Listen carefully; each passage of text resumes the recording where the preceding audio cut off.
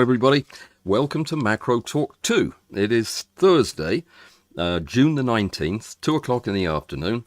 And today we're going to clean up some stuff from Tuesday that wasn't properly explained. And then we're going to get into a Q&A, which is basically set up around questions that I've received over the last 6 weeks or so since we last did one. Got a couple of books I want to mention. Get to that in just a minute, actually, because I've lost my piece of paper for that. But I'll show you these books in just a second.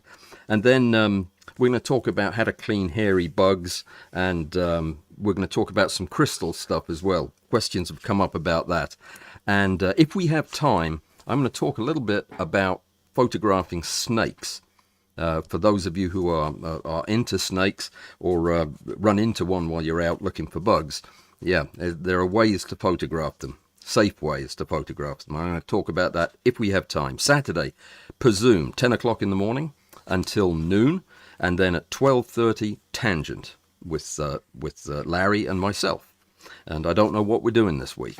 I've been too busy to ask. This afternoon, I am meeting with Kelly Bosch, the lady I wrote about in my blog this week. I'm very excited to make contact with her and talk about this remarkable work that she's doing. And we'll be setting up an interview to do hopefully in the next week or two. And then you'll get to see that. So that's going to be fun. Looking forward to it a great deal. Those of you who've been around a while may remember one of my many ill-informed bad ideas for trying to raise some money for the channel. I'll prompt your memory a little bit. This might tip you off as to what I'm talking about. Do you remember these things? These were they're photographers' bracelets. Don't ask me why, other than the fact that they have a camera on them. See, a metal camera, very nice. I make these things, or I did. I learned how to make them so that I could sell them to you. Not many people were interested in them. I sold a few, a dozen of them. And somebody got in touch with me the other day and asked for a couple of different styles. I stopped selling them 2 years ago.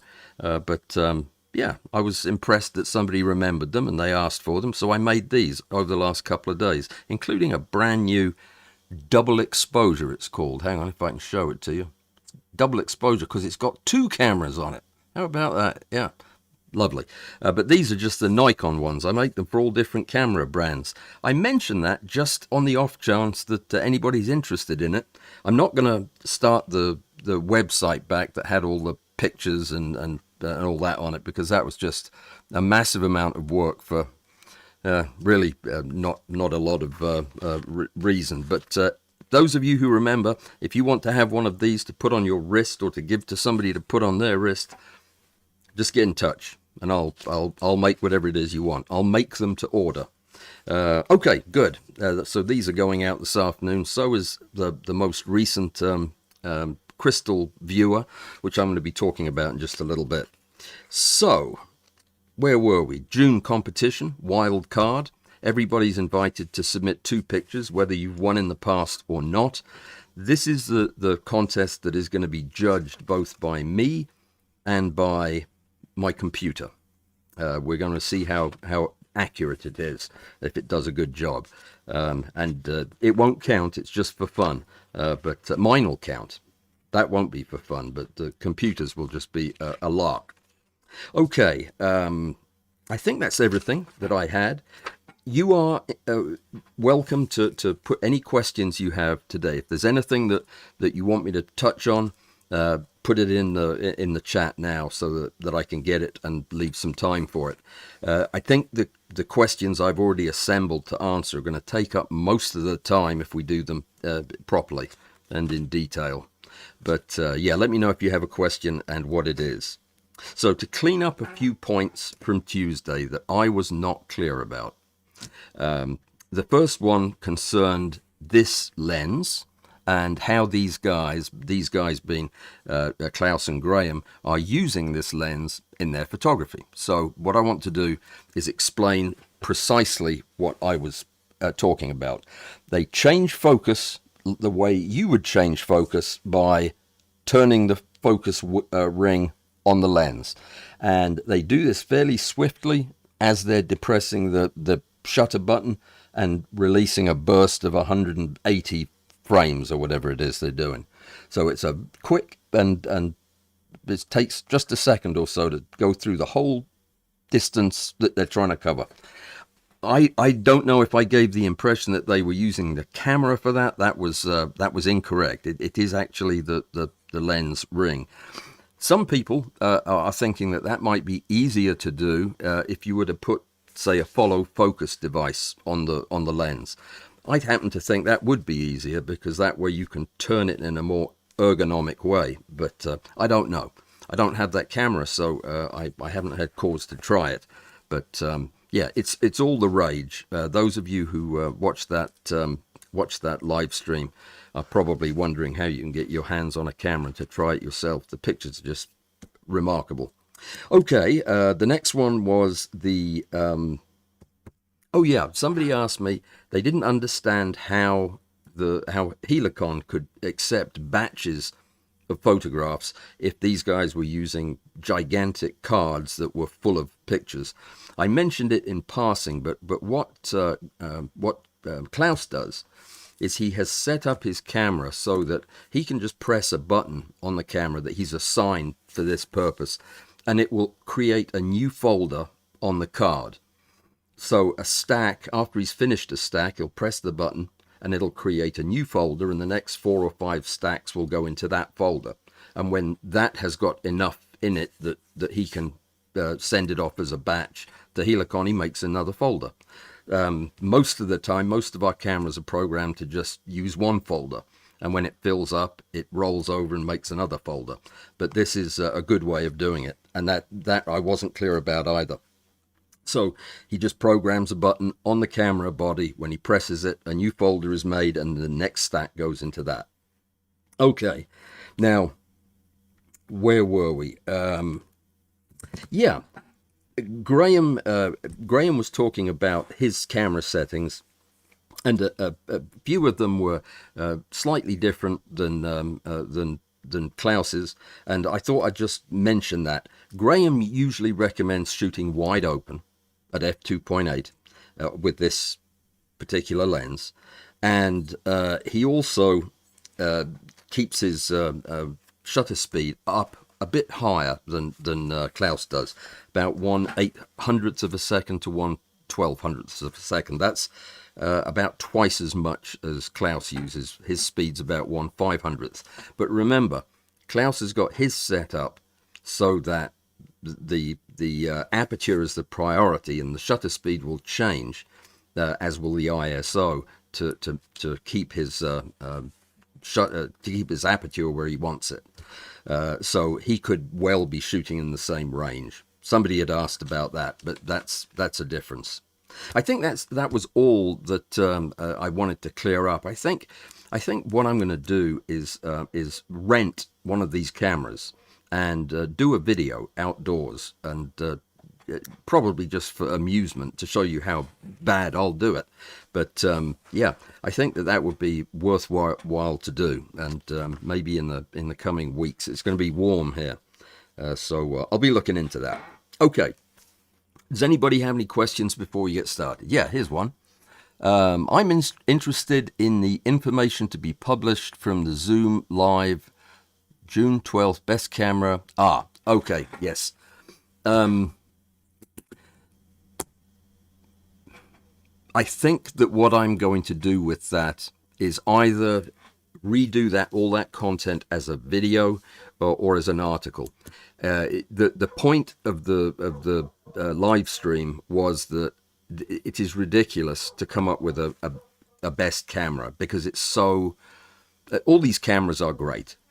They all do the same things, and they all do them extremely well. There are some that have features that others don't, and that's easy. If you need a feature like in-camera focus stacking, then you get a camera that does that, the OM1 or whatever. But if you need a full-frame camera, you get a full-frame camera. But beyond that, they all do the same thing. They all have fantastic processors. Every now and again, there's something comes along that is the only camera that has it, like the global shutter on the A9. Fair enough. Then that's going to determine which camera you get for sure. But otherwise, once you correct for the minor differences, they're the same camera. They all do the same thing, and they all do it extraordinarily well. So we were talking more about how you select what you need, how you find out what your camera needs to do, and that really is the key to it. But I will include all the research that I did, and we'll put that out there somewhere.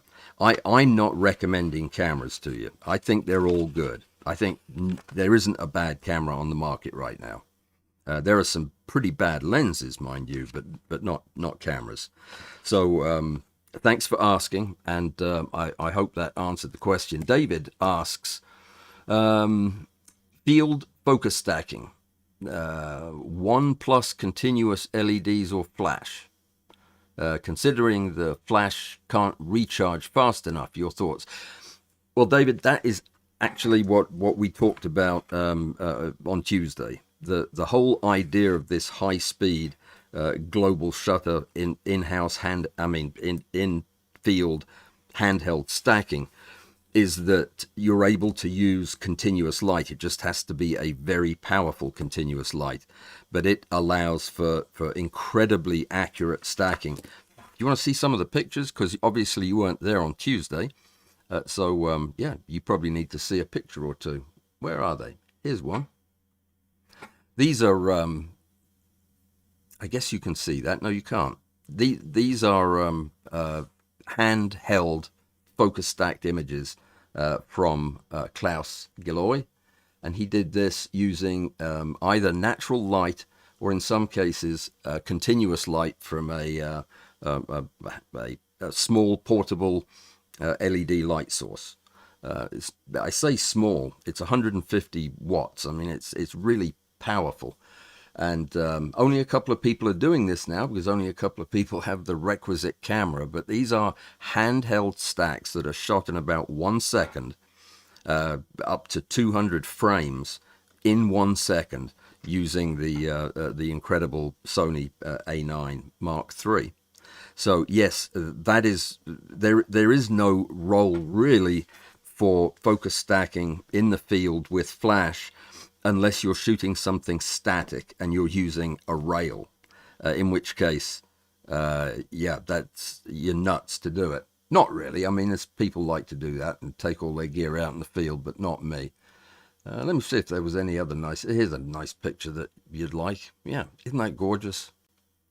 So these are all stacked images, and a bit later on I'll show you Graham's because I have them in here too. But they're just lovely. All the detail, unbelievable amount of detail in these pictures. See the individual scales. Isn't that wonderful? So let me see if there are any other questions related to Tuesday. Let me see if I could find the darn thingamajig. There it is. Anita is still curious about the information and wants it anyway. Darn it! So I will get it to you. I will. I'll probably, yeah. I'll figure it out and get it to you. Okay. Let me see. Oh, David was out in the field on Tuesday. That's why he didn't watch Tuesday's live stream. It's recorded and it's over on the YouTube channel. So definitely check it out and let me know if you have any questions. This is absolutely revolutionary, and I'm not using the word without considerable thought. What these guys are doing, what Klaus has developed, is a method of shooting that just expands the possibilities for field macro beyond what has traditionally been accepted as the gold standard, which is stacking with a rail, a Cognosys or a Wii Macro in the field with a battery pack and all that. This completely redoes that whole concept, and the pictures are even better. So yeah, it's definitely worth looking at what they're doing. We need to find a way to get this put into a video. I think we're going to have to do a video with one of these cameras and show you how to do it and let you be the judge. Okay, let me see. We're talking about lights and David Green. Hi, David. The Surui C150X. That's it. And it arrived today, sent back to Amazon today. Oh, well, that's a shame. You're too bright. Oh, too heavy. How strange. I haven't heard that before. I've been told it's pretty light. But yeah, I guess it's compared to what you were using before. But okay, well that's an interesting data point. I think you're going to find any other light with that kind of output is going to be considerably heavier. But I don't know. I don't think Klaus chose it lightly. Okay, first question, and this is one that has been repeated several times. We're going to go ahead and knock it out because it has some important concepts in it. It concerns crystal photography, and because it's the way I do it, it will be crystal photography using my cross polarizer. The questions that were asked and the answers I'm going to give would hold true for any system of cross polarization you happen to be using. These are all very legitimate questions. This is a little on the bright side, and I can't turn it down, but maybe you can see that there is a slide on here. This device is something that that you may be familiar with if you watch the channel. It consists of several different levels. Each contains a filter or a specimen or a polarizing sheet or a retarding membrane. And there is a light in the base and a switch and a plug, so you can plug it in and turn it on, and you have cross polarization for your slides on which you've grown crystals. This is for crystal photography, and it happens to have a crystal on it that's a bit of a mess right now, but I'm going to explain what that is because that was one of the questions. So let me deal with these questions in the order that I got them. Well, the first question was, how can I get one of these thingamajigs, one of these platforms? You just have to get in touch with me and order one, and I'll make it and send it to you. That's it.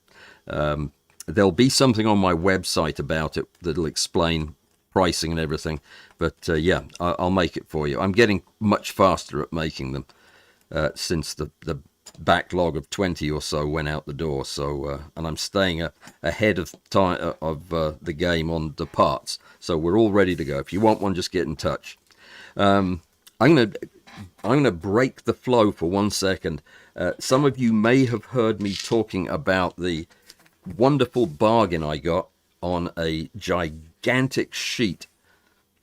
I'll show you with the other camera because it is gigantic. The gigantic sheet of polypropylene film. No, it's oh, I can't remember what kind of plastic it is. It's the same stuff that lucite is made of, and that's highly effective as a wave plate or as a retarder plate. And this is clear. This is crystal clear underneath there, and it's not adhesive, so it's easy to cut into circles, take the backing off, put it in one of the cassettes that I use, like so, and you have this wonderful membrane filter that allows you to introduce wave retardation into the polarization of the light so that you get more color. What it does is it knocks the polarized light slightly out of phase, and it makes that gap between the two different degrees of refraction greater, so the colors are more spectacular. And that is what I want to talk about today, because there are so many misunderstandings about what that actually means and when and where you should use a retarder plate. But first, I want to give you this warning. Do not buy a giant roll of this stuff, because it turns out to be useless. Yeah, I think it's because it's soft and it's been made in such a way that it doesn't have internal stresses in it, like something like a CD case does. Do you know that you can cut circles in CD cases using my little Japanese cutting machine? It cuts all the way through. Plastic, hard plastic. probably not good for the blade. But yeah, so I said if anybody wanted a disc of this to go on their cross polarizer to get in touch with me, don't get in touch with me, because I'm not sending this out because it's rubbish.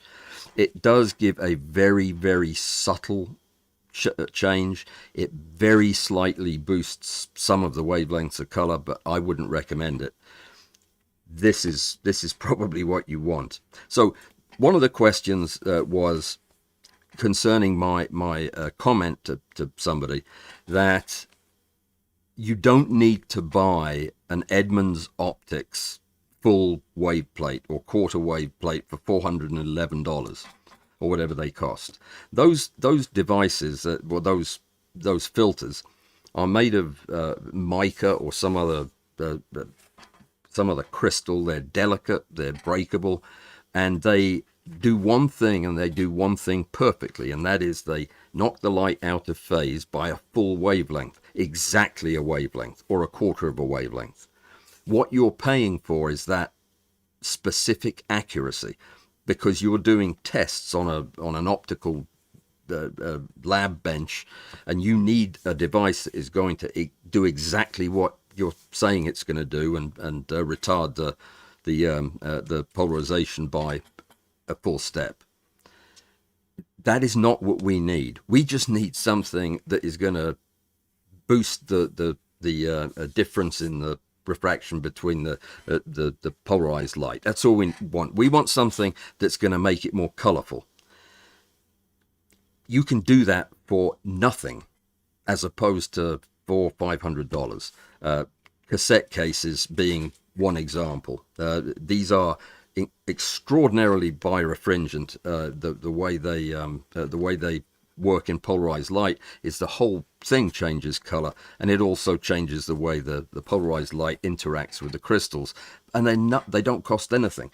I'm buying a big box of them to cut circles out of, to send out with my viewers from now on, because these things with that expensive filament on it, it's not a filament, what am I trying to say, filter, are just ridiculously expensive for what you get. So until I figure out something better. So that's one of the points I wanted to make. Somebody also asked, does it make any difference where the different elements are in the stack, as long as you have the polarizer at the bottom, the polarizer at the top, and the specimen in between? Can all the other things go anywhere? No, the other things can't just go anywhere, and I'm going to show you that. If, for example, let me show you briefly what the layers are. That way you can understand what I'm talking about here. So the top layer, and forgive the fact that these are not the same color as yours if you have one of these. The top layer is called the analyzer. It's the second polarizing filter. There it is. It's in its little cassette-y thing. Goes in there. It's got a little window on the edge that you can't see because I'm not holding it right, with dots on it, so that you can twist this. Hang on. Oh, my arms aren't long enough. You can turn this with a pointed instrument like a scribe or a pen, and you can turn the ring. I think I need to repoint this camera a little closer to where I'm working here. There we go. So this goes in one of those little indentations, and you can turn it with the whole thing closed. The next thing up is the specimen holder, which is this part that fits in this part, and it's where your crystal goes. The bottom layer is the layer where your retarder plate would go if you were using one. And down at the bottom, made in such a way that you can't get it out because you're not supposed to touch it, is the base layer, which has a diffuser and a polarizer in that order. If you want to, let me show you what the polarized light does, and we'll use a retarder to make it even more obvious. Let me put the base polarizer in, and then just the subject, turn it on, and then add another polarizer. Okay, you can see just by looking at it. No, you can't, because it's, well, maybe you can. You should be able to see color And when I turn the polarizer, you can see that I can affect the light. All right. If the only mistake you make is turning the base layer in the wrong direction, you'll completely muck the thing up. Let me show you. So it's crucial that you don't have a diffusion layer after the polarizer, because then when you add a second polarizer, the light won't polarize. Doesn't matter what you do with the analyzer, because you've scattered the polarized light as it comes through the diffuser down here. So you went to all that trouble to polarize the light and then diffuse it again. So putting that in upside down definitely won't work. So if you've got one of these, or if you're building one, if you've taken the 3D plans and you're going to make one of your own, pay very close attention to the numbers on the different layers, because they have to be in that order. Let me see. I forgot what order I put them in, but fortunately they have numbers on them. So if you aren't paying attention, you can just look at the numbers. I don't know what I did with. Oh, there it is. Okay. So that would be I guess I will show you what this retarder does, just so that you can see in case you're not convinced. So we'll put the retarder in that layer. Next layer up will be the subject. These have got nubbins on the edges, by the way, so that they don't turn when you're turning the filter. The little nubbins go in the little grooves. There, that's better. Specimen goes in there. Top polarizer goes on here, like that. And that goes on the top. You don't have to screw it down if you're changing things around a lot. Then you just turn the light on. Turn the top polarizer until you get the effect you want. Let me address the whole question of, and now this has the wave plate in it, and I'll show you that changing the wave plate, well, you can't even see it on this because of the camera is not going to work with this amount of light. Just take my word for it. It barely has any effect at all. So a lot of people tell me that when they set up their cross polarization for crystal photography, that they set it up with a retarder plate, and that the retarder plate stays in all the time.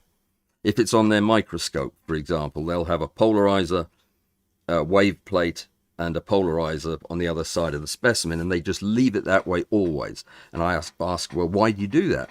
Well, it just improves the polarized light.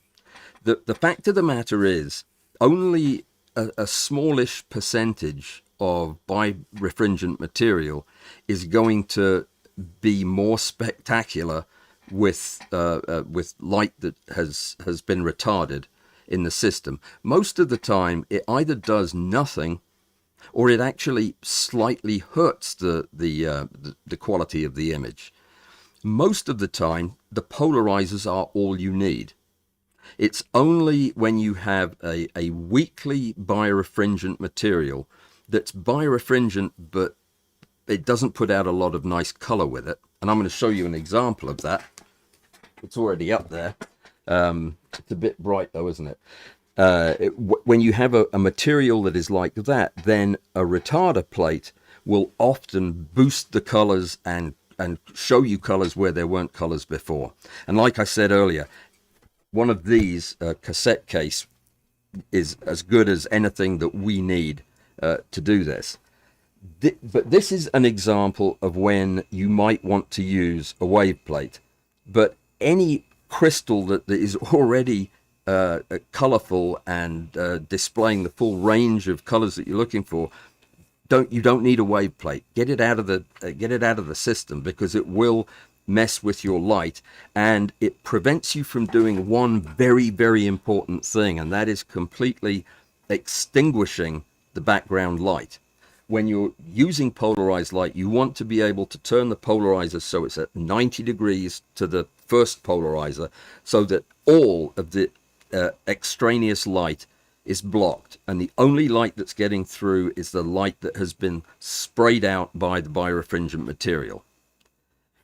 That is crucial, and you can't do that if you have a retarder plate in. If you can do that with a retarder plate in, you don't have a retarder plate. You bought something else, because the fact that the way it operates, it makes the light no longer fully polarized. So you cannot extinguish the light, and you need that to get the best possible effects. So that's all I'm telling you is hold it in reserve, use it when you have to use it, but avoid using it when you don't have to, and you'll be better off. I think you'll be happier with that. Okay, so when I was talking at the beginning about how to get one of these, I should have reminded you that I have published the prints for these, the 3D printing files. You can print your own and assemble it and make the cassettes for the filters and everything. If you want to do that, it's free, and you're encouraged to do it, and I'll help you do it. Otherwise, if you want to buy it, you have to buy it from me, because nobody else makes them. All right, okay. I think we covered the wave plate question that was asked. So let me see. What was the next one? I explained why you don't need a real wave plate, why you can use cellophane, the kind of cellophane that you wrap fruit baskets in. If you can get the nice sheets of that are completely flat, they make a perfectly good retarder. CD cases is another one. Any of this hard plastic that sounds like this and has a tendency to crack when you're cutting circles in it, that's the right stuff. And you can check it just by putting it between two polarizers, and it'll glow in every color of the rainbow. Would you like to see that? I know you would. So let me pop out the other retarder plate and put this one in, and you'll see what I mean. Okay. Let me switch cameras for 1 second. No, it's not going to show up. Maybe if I hold it at an angle, it will. So as we turn the polarizing layer, now it's lovely though. The colors are grand. They're showing up, and as you change the amount of polarization, the colors will change. And that's a large part of it. It will also, I have that upside down, sorry. There we go. So that's all I'm saying, that the light will change character with that in much better than it does with the big roll of filters that I got. Does anybody want to buy a gigantic roll of polypropylene stuff that's useless for anything and it doesn't have adhesive on it? I'll give you a real bargain on it. It must be good for something. All right, let me see. Yep, polycarbonate, that's what I was trying to say. What was I calling it? Polypropylene? Polycarbonate. I think that's the it's the same stuff as Lexan, but Lexan's the hard bulletproof version of it. Okay, somebody asked me how to shoot crystal video, because it's one of my favorite things to do, and I have never actually explained the way I use redissolving as my tactic for video. So I thought I'd just show it to you using somebody else's crystal viewer that I'm getting ready to mail today. I was just testing it, so I thought I'd give you an example of when I would use this tactic. You can't really see that picture on the wall, but it's a shame. It's a gorgeous, smooth crystal that has very little color in it. Even though this is vitamin C based, it should have lots of color, but it doesn't. What could you do other than making a new slide of crystals? What could you do to improve this or to give it another crack? Well, first thing to remember is these crystalline structures will change over time. Not always, but they can. They will often form and then internally form new bonds or stresses or whatever happens in the crystal after it's initially formed, that over time, I think as it dries out or as the water molecules are absorbed in some way, the crystalline structure changes and it becomes more birefringent. This may well be very colorful tomorrow. Right now it's not. So what I do is, I've started doing this rather a lot, and it works perfectly for video, is I use a re-wetting technique whereby I'll take my slide,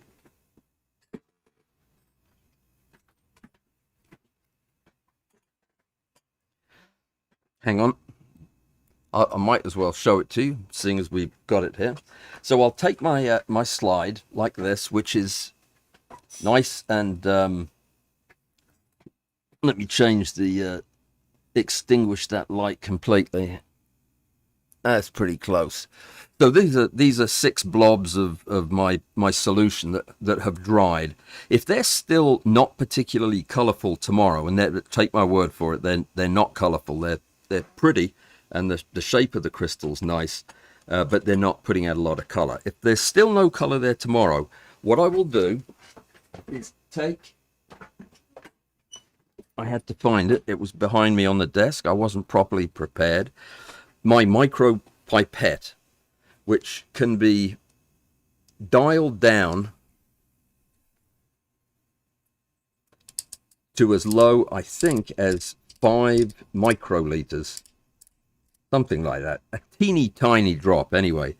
The point here is it needs to be teeny tiny, because what I do is I put the viewer, the whole thing, under the microscope. Then I lift off the top polarizer, and then I will put tiny drops of solvent directly onto the crystals or on the edges of the crystals, depending on the effect that I want to get. Sometimes the solution that I put on there is the same stuff that the crystals were made of. In other words, the same solution that I dropped on here to make the crystals, or sometimes it'll be different. It'll have other ingredients in it, or it'll be a different solvent that's the basis of the solution. And I start filming, because what happens if you use tiny drops, you'll see this immediate dissolution of the crystal. It'll just dissolve into the liquid and then almost immediately start crystallizing again, and usually in a very different way. And that is what I like to video, because it's a very dynamic and cool way to look at the crystal's form, because you see the birefringence emerge as a property of the shape of the crystal. And some of them have just been mind-blowing when I really didn't expect it. I'll use a copper sulfate solution to dissolve this, and what comes back are these incredible colorful cubic crystals that pile up on the slide. So it's a whole different way of doing your crystal photography, making it much more dynamic and interesting if you just go with some different solutions. You can also just put a drop of water or a drop of alcohol on it and let it dissolve in that area and then recrystallize. Oftentimes, even that results in a different crystal structure. What I love to do when I'm doing this is to watch the shapes compete with one another. It is very strange to watch because you have to remember that any crystal that's forming on this slide inside another crystal is responding to forces that are being built up around it by the shapes of the other crystals. They're creating, they're kind of fighting for molecules to add to their crystal. And you can see crystals will come into existence and then immediately disappear again because they weren't stable. And, I don't know enough, obviously, I don't know enough about it to know precisely what's going on in every reaction. But it is fascinating to watch the structure eventually settle down into a stable pattern that usually repeats over and over again. but it's at the edges where you have a different solution and chemicals that aren't mixed anywhere together on that slide, suddenly competing for resources and room. And sometimes it results in an area that won't crystallize at all. It just remains liquid because of the fact that it's more stable as a liquid than it is as an unstable crystal. Anyway, I'm rambling, but definitely it's a lot of fun. You can also film just through your microscope again, or through using the viewer and a high power lens. You can film just the crystallization of your initial liquid, but let me tell you, that is boring and it takes forever, because you usually are putting a fairly large volume of liquid on the slide. You're waiting for it to evaporate. It just takes forever. On the redissolving technique that I use, you're putting a teeny tiny amount of liquid and it starts evaporating instantly. So you can really control the action in your video. Okay. Any questions about crystals? This wasn't going to be a completely crystal video, but it's so fascinating and interesting. Thought we'd cover that. So let me see. Is that all I had on that? Yep, it is. Use very small drops. Use a large slide. Don't get those skinny slides. Use a large one so you've got room to do things on it. And yeah, and film them. Add one drop at a time. Don't cover the slide in dots, because you'll miss the opportunity to film them. You need to add the drop and photograph it or video it until it's finished, and then do another drop. Because if they're all doing it at the same time, you're missing the fun part, the actual formation of the crystal. Okay, second thing that I wanted to talk about was a problem that my approach to fixing has changed as a result of some experiences I've had over the winter and again this week, and that concerns the cleaning of bees. Now, bees are one of those insects that when they start dying, you find them all over the place. I mean, they're not a difficult insect to find post-mortem. They are a very difficult insect to clean post-mortem, and once they die, depending on how long they've been lying on the ground or in the grass, they can be pretty filthy.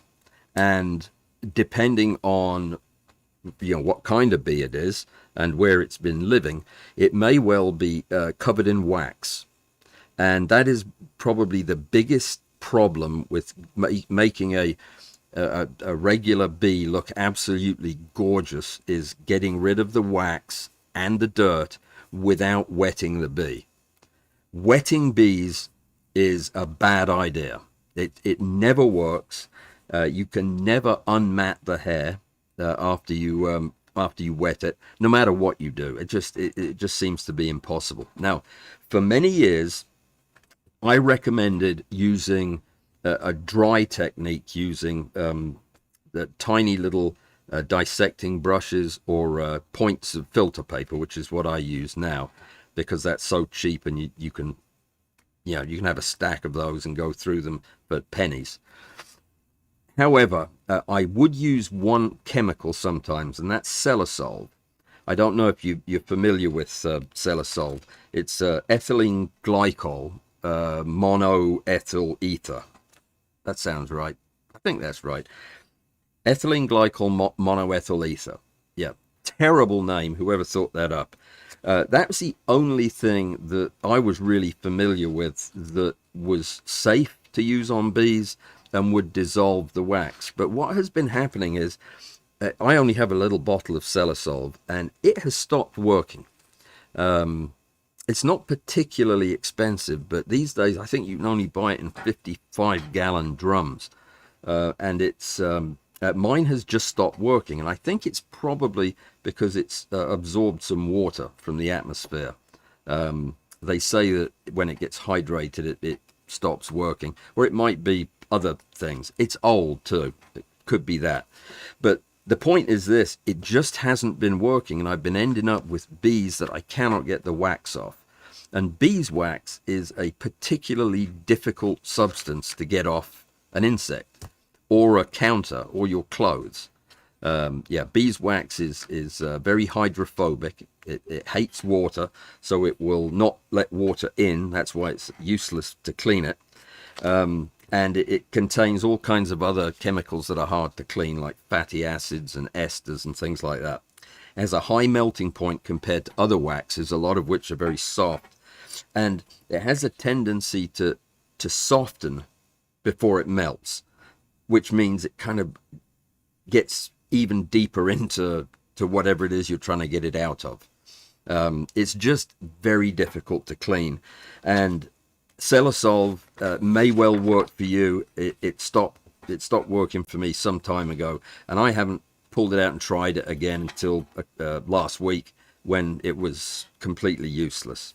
So a couple of things that I read that you could do with your Celasolve that would improve its effectiveness was to warm it. And I tried doing that, and that did nothing at all. In fact, it seemed to make it a little bit worse. Maybe it caused it to absorb more water, I don't know. But another possibility is that the beeswax on the bees that I had, which were pretty coated in stuff, was probably coated in other things as well as beeswax, even though it looked very waxy. So what would be the way then that we could take a gorgeous bee that's otherwise structurally intact, freshly dead, and get it ready for photography if it's got this wax all over it? Well, I used to spend days just picking it off a flake at a time with these points of paper dipped in cellulose, a Celasolve, and that just wasn't working. So I did some research on it and found that there is a substance called limonene, like limousine, only it doesn't have wheels. It's citrus terpene is what it is, and it's supposedly good. It smells nice, lemony smell, and it's supposedly gentler than Celasolve. It also doesn't work. I bought some, and I just couldn't get it to work. But I think the best thing now for wax is probably xylene or toluene. It's even when the wax is hardened, like it frequently will be on a dead bee, it'll be hard and flaky and just like painted onto the hairs. Xylene will often dissolve it without dissolving the bee. You've just got to be very, very careful. Like I'd used it on one of my orchid bees, that it didn't have much on it. I shouldn't have used it, but it leached the pigment out of one of those bees. So you've got to be very careful and test it. Doesn't seem to do that on domestic honeybees or bumblebees, but it's a strong dissolver of wax. The toluene is the more aggressive one. You really probably shouldn't do that unless you have a way to remove the vapors from the air you're breathing. The xylene is a little bit less prone to rapid evaporation and getting in your lungs. The toluene's a bit more dangerous, but it's a lot more effective, a lot faster. So you really need a fume hood, and I don't really know anybody who's got a fume hood in their workshop. I wish I did. That would be nice.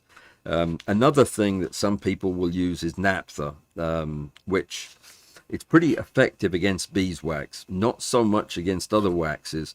It's less aggressive than toluene, less dangerous than toluene, and you can use it without having to evacuate the air from your studio. Probably the best thing about naphtha is it evaporates and leaves no residue, so you can use it on paper points to get the wax off, and it leaves behind nothing, which is good. I read an article from South America, I think it was, on using boiling alcohol, rubbing alcohol, isopropyl alcohol, like 91% hot. That just sounded like an incredibly bad idea to me. So I haven't tried that. Makes me a little nervous, brushing hot alcohol onto anything. So probably the safest way, and I now have some naphtha and I have some toluene, and I don't have a fume hood. So I think probably what I'd do is, for the average bee that's going to have some wax buildup, especially honeybees and bumblebees, they'll have some waxy buildup on their hair. Keep the hair dry at all costs. But start out with some limonene, if you can find it. Warm limonene. I'm not sure I would feel comfortable warming a chemical I don't know anything about in my lab, but or naphtha, which would be the other first line option. And then if that didn't work, switch to toluene. The way I'm going to use it is I made some little cages.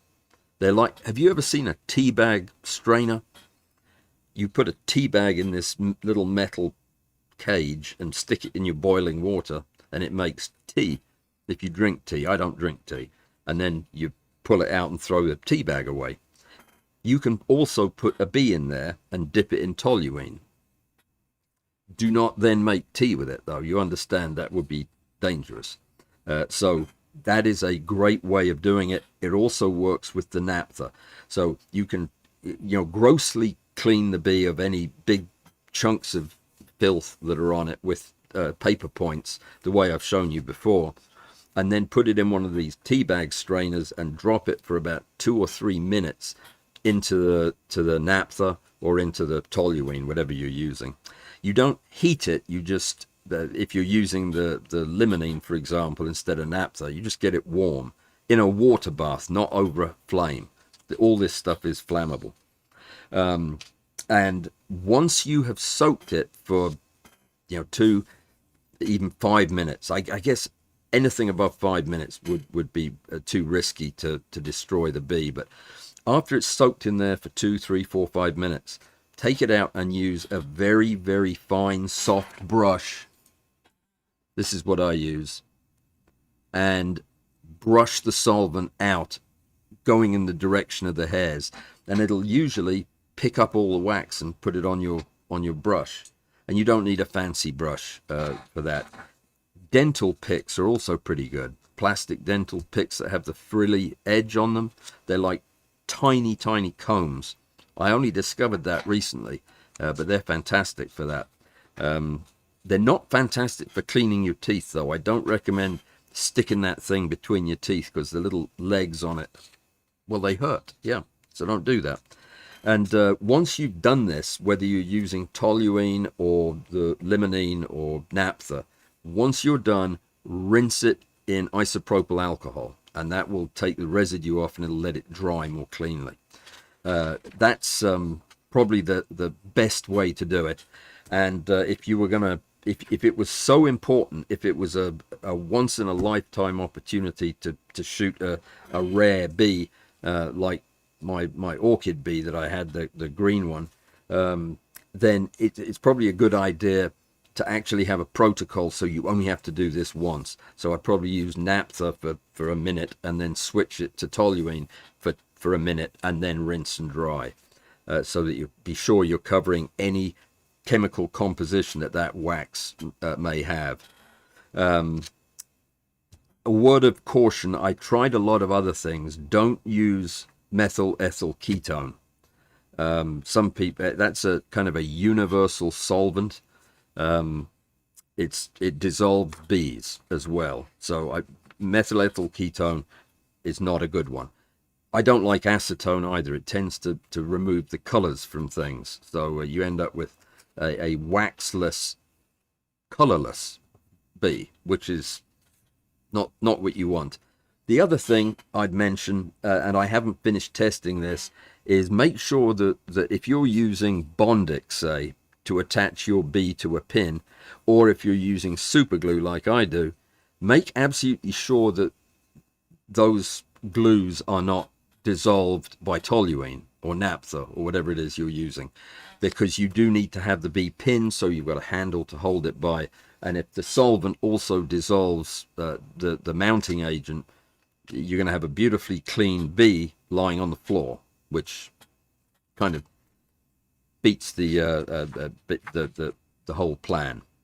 Okay, so I'm glad that we covered that. That's one that's been I've been thinking that ought to be in a video, but it wasn't enough information to need a video. But I'm glad we covered it. Any questions? There's a couple of questions here. Pre-Clino.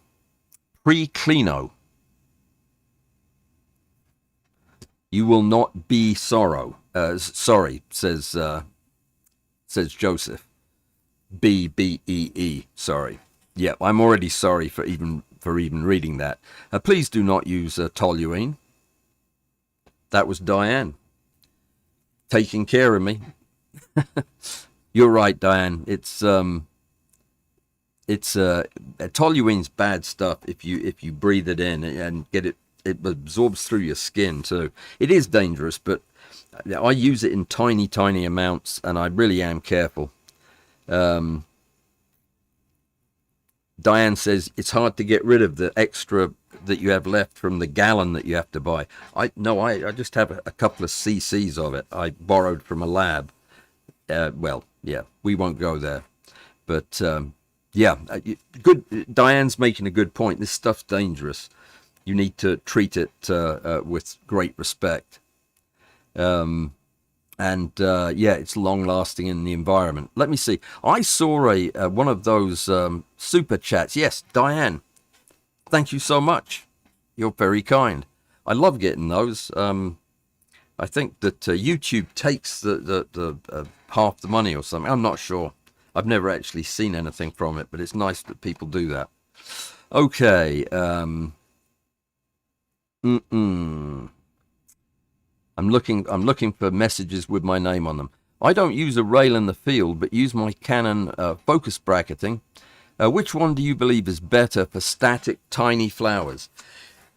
Static tiny flowers, I would use a rail. This all comes down to this rule of thumb. For tiny subjects, for subjects that are, you would estimate, smaller than the entrance pupil of your lens, all right, focus stack using a rail. For subjects that are larger than that, larger than the entrance pupil of your lens,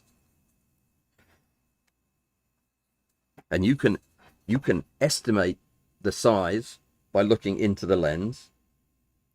A subject larger than that, the flower presumably that you're shooting, if it's bigger than that, you need to use the focus ring or the internal focus bracketing that your camera comes with. You don't want to use that at magnification where your subject is smaller than the entrance pupil. It just causes parallax and other problems. Choose the best method for the subject. But if you're really serious that these are tiny flowers and you're photographing just one of them, by all means use a rail. Use the any method you would use for high magnification stacking in the field. So, you know, if you have the equipment to take your rail outside, as I have and I've done, that will do it. But I would use the focus bracketing in the camera for the same reasons that you would use the focus ring on the lens. See what I'm saying? If that's for larger subjects, I would also use the focus bracketing in the camera for larger subjects too, because it is not doing the same thing as moving the camera on a rail. It's a different focus method. It's equivalent to using the focus ring on the lens. So I hope that answered the question. Big subjects, use the focus ring. Small subjects, use the focus rail. The exception to this rule, of course, is if you're doing high-speed stacking, in which case just do what Klaus tells you, and you'll be good. All right. Power. Yes, that is a big sticking point with this technique. You need a very high power battery, 265 what is it, watt seconds or something like that. Yeah, it's a lot of power, and they look heavy. Those batteries do.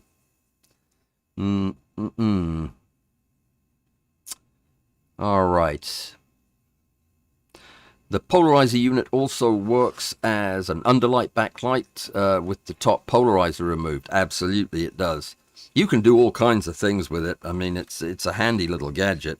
I made it, by the way, with a quarter 20 screw thingamajig there, so that you can actually put this in a super clamp and stand it up so that you can use it vertically if you have a horizontal rail, and you can position this in front of your camera.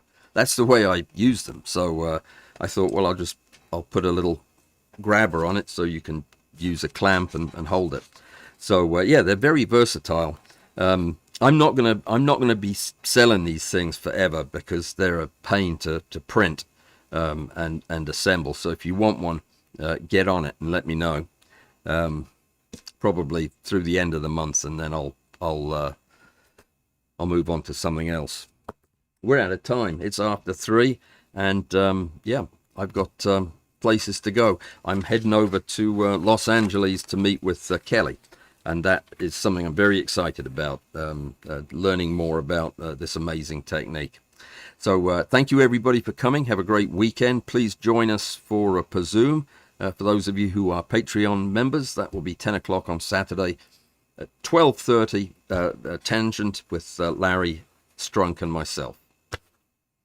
That's it. I think I covered everything. Work on your competition pictures. Wild card. See you guys later. Have a great weekend.